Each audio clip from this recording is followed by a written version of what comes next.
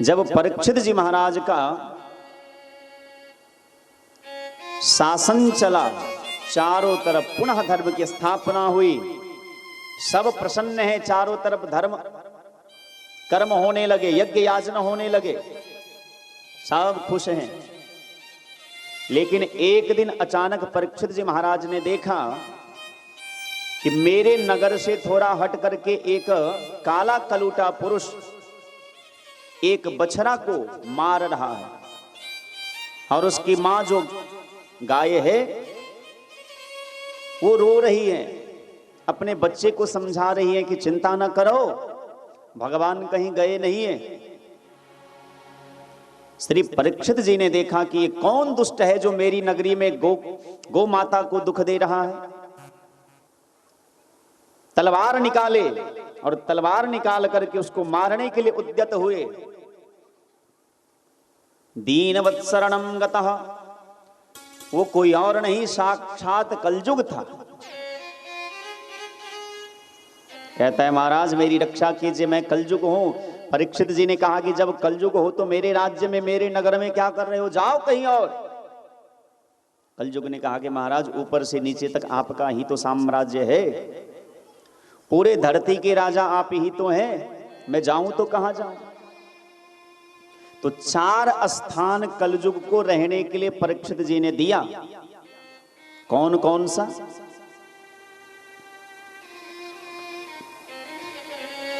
द्यूतं पाणं स्त्रियः सूनां यत्राधर्मश्चतुर्विधः, जहां लोग जुआ खेलते हैं, जो लोग मदिरा पान करते हैं, शराब पीते हैं, वहां कलयुग का वास होता है। जहां लोग जुआ खेलते हैं वहां कलयुग का वास होता है। जहां परस्त्री का गमन होता है, स्त्री के साथ देह का व्यापार होता है, वहां कलयुग का वास होता है। और जहां हिंसा होती है, जीव की हत्या की जाती है, वहां कलयुग का वास होता है। कलयुग ने कहा कि महाराज ये 4 जगह तो बुरे लोग ही जाते हैं। इसका अर्थ यह है जो मदिरा पान करते हैं, जो शराब पीते हैं, वो अच्छे लोग नहीं होते। जो मांस खाते हैं, जीव की हत्या करते हैं, वो भी अच्छे लोग नहीं होते। यदि आप लोग ब्राह्मण होकर के अथवा मानव होकर के मांस भक्षण करते हैं तो आप मानव कहलाने के लायक ही नहीं है। ये तो राक्षसों का काम है, क्योंकि भगवान ने सबकी अलग अलग व्यवस्था की है। मनुष्य को मांस भक्षी नहीं होना चाहिए। इसके अनेक प्रमाण हैं, अनेक कारण हैं, अनेक तथ्य हैं, अनेक तर्क हैं। अस्तु, तो 4 स्थान रहने के लिए कलयुग को परीक्षित जी ने दिया। पुनः परीक्षित ने पुनश्च याचमानाय, जब फिर से परीक्षित के सामने कलयुग ने याचना किया, निवेदन किया कि कोई एक और स्थान रहने के लिए दीजिए, तो कहा कि जाओ सोने में तुम्हारा निवास होगा। सोना में, जो लोग सोना पहने हैं ध्यान से सुनिएगा, सोना तो हम भी पहने हैं भाई, हम लोगों को तो हर जगह मिलता है तो पहनेंगे। परीक्षित ने कहा कि सोना में कलयुग का वास होगा, और एक तरफ भगवान कहते हैं धातु नाम अस्मिकांचनम, सभी धातु में, लोहा तांबा पीतल जितने भी धातु हैं, सब धातु में सोना मैं हूं। अब ये बात तो समझ में नहीं आती। परीक्षित कहते हैं कि कलयुग का वास होगा सोना में, और भगवान कहते हैं कि मैं सोने में निवास करता हूं। इस दोनों का सामंजस्य क्या है, रास्ता क्या है? तो महात्मा इसका निराकरण निकालते हैं। जो ईमानदारी से कमाया गया धन है, ईमानदारी पूर्वक किसी को बिना दुख दिए जो धन कमाया जाता है, उस धन में, उस सोना में भगवान का वास होता है। और जो बेईमानी पूर्वक कमाया जाता है, किसी को दुखी करके कमाया जाता है, चोरी चमारी करके कमाया जाता है, उस धन में, उस सोने में कलजुग का वास होता है।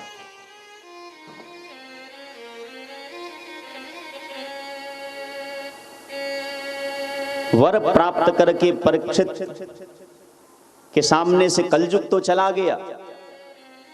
अपने महल में आते हैं परीक्षित जी महाराज, राज कोष को खोले, खजाना को खोले तो एक चमचमाता हुआ मुकुट दिखाई दिया।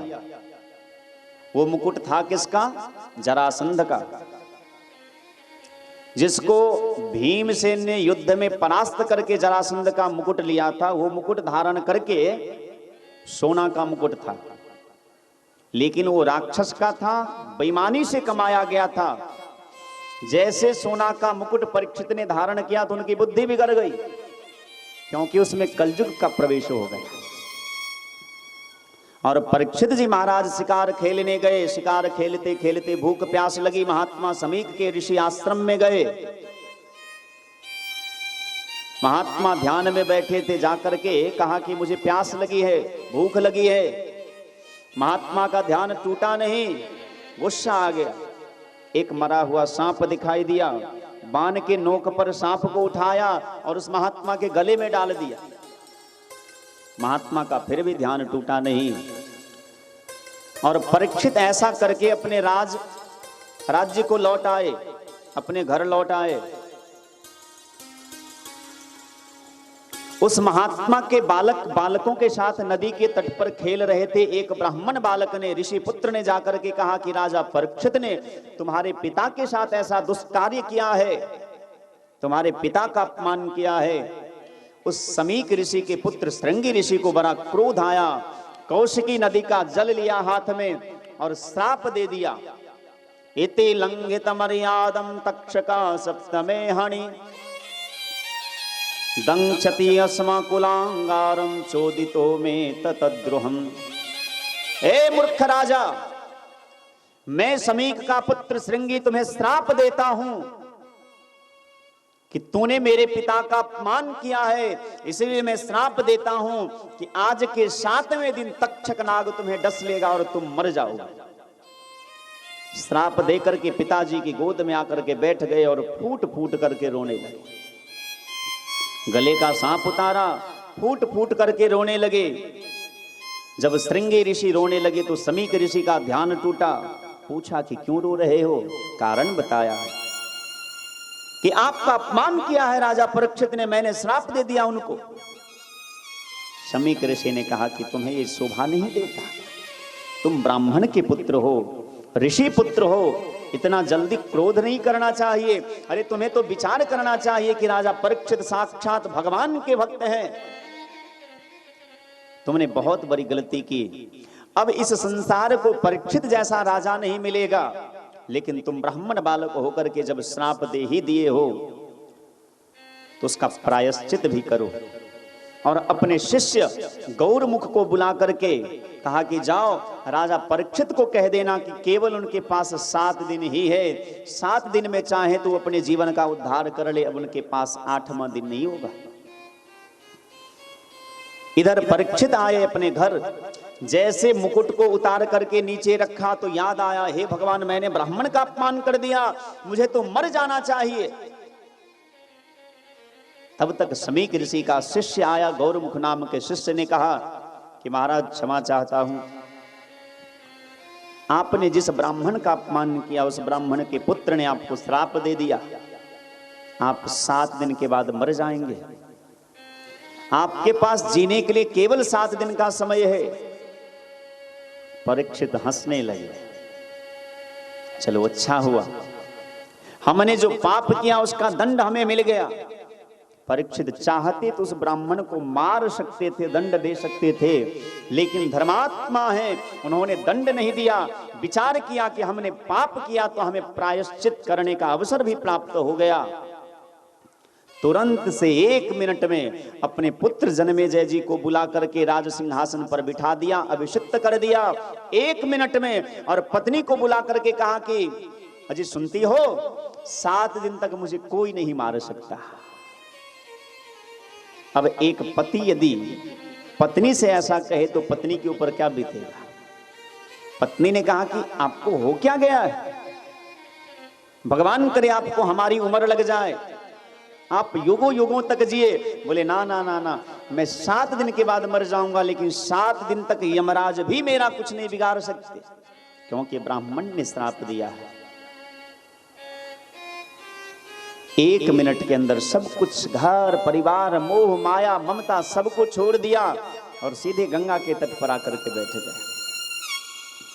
जब महात्माओं को पता चला कि राजा परीक्षित को श्राप लगा है तो सारे महात्मा दौड़ दौड़ करके आने लगे। वशिष्ठ आए, अत्रि आए, गौतम आए, देवल आए, नारद जी आए, पाराशर आए, वेदव्यास आए, पूरे दुनिया के कोने कोने से महात्मा आने लगे। गंगा के तट पर परीक्षित ने देखा कि धन्य है मेरे भाग्य, धन्य है वो श्राप जिसमें भगवान के भक्तों का दर्शन हो जाए। और सभी महात्माओं का पूजन करने लगे। उनको क्रोध नहीं आया श्राप की बात सुनकर के, प्रसन्न हुए। मुनि श्राप जो दीन्हा अति बल कीन्हा, परम अनुग्रह में माना। मुनि श्राप जो दीन्हा अति बल कीन्हा, परम अनुग्रह में माना। मुनि श्राप जो दीन्हा अति बल कीन्हा, परम अनुग्रह में माना। यदि मुझे श्राप न मिलता तो इतने महात्मा का दर्शन न होता। पर परीक्षित ने सभी महात्माओं से बस एक प्रश्न किया। सभी महात्माओं का पूजन करके आसन पर बिठाया और हाथ जोड़ करके पूछा कि महाराज, मरते हुए प्राणी को क्या करना चाहिए?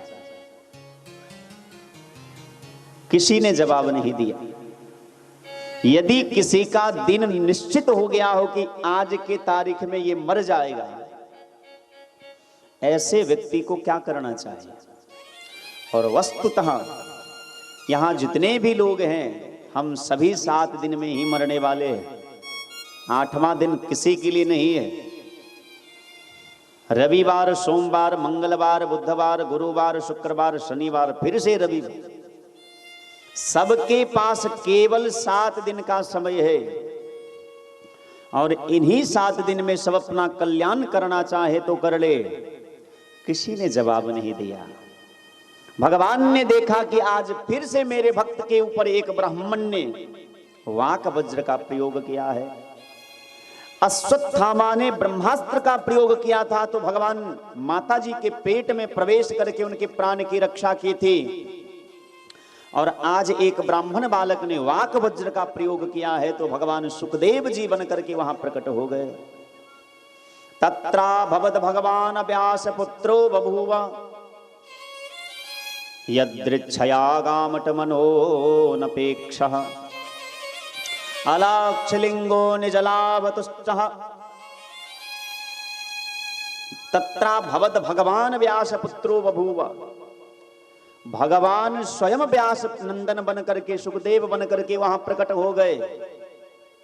और उस गंगा के तट पर जैसे आए तो सारे महात्मा उठ करके खड़े हो गए। अब जरा विचार कीजिए कि सुखदेव जी सबसे कम उम्र के हैं, केवल 16 साल के हैं। वहां उनके पिताजी हैं, दादाजी हैं, परदादाजी हैं, बड़े बड़े महात्मा हैं। लेकिन सभी महात्मा उठ करके खड़े हो गए। क्यों?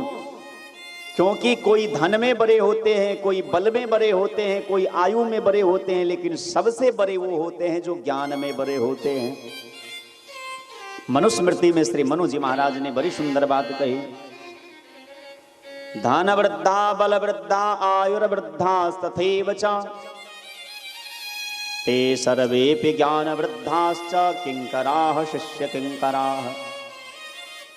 कोई आयु में बड़े होते हैं, कोई बल में बड़े होते हैं, कोई धन में बड़े होते हैं, लेकिन सबसे बड़े वो होते हैं जो ज्ञान में श्रेष्ठ होते हैं। ते सर्वेपि ज्ञान वृद्धाश्च।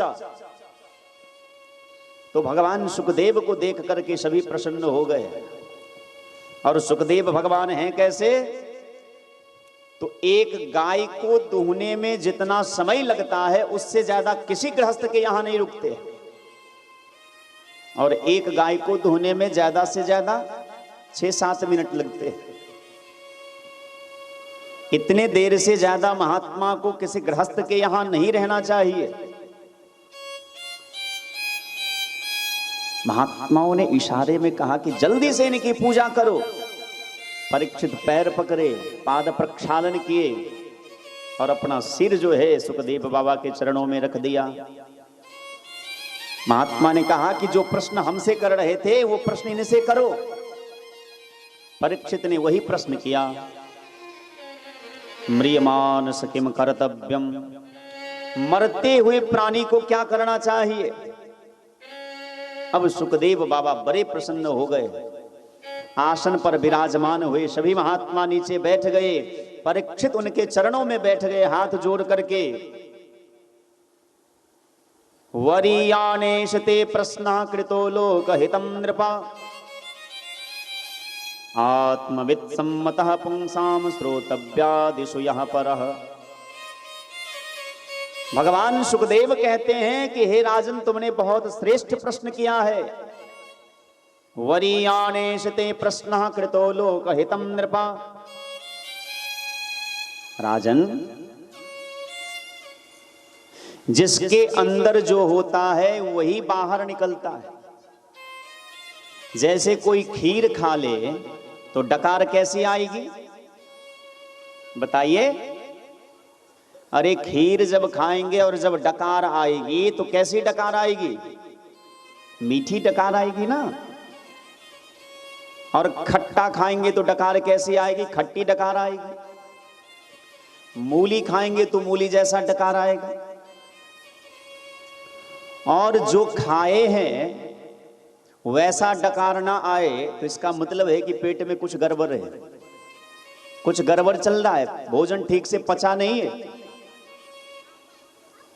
ठीक उसी प्रकार जो अंदर में है वही बाहर भी होना चाहिए।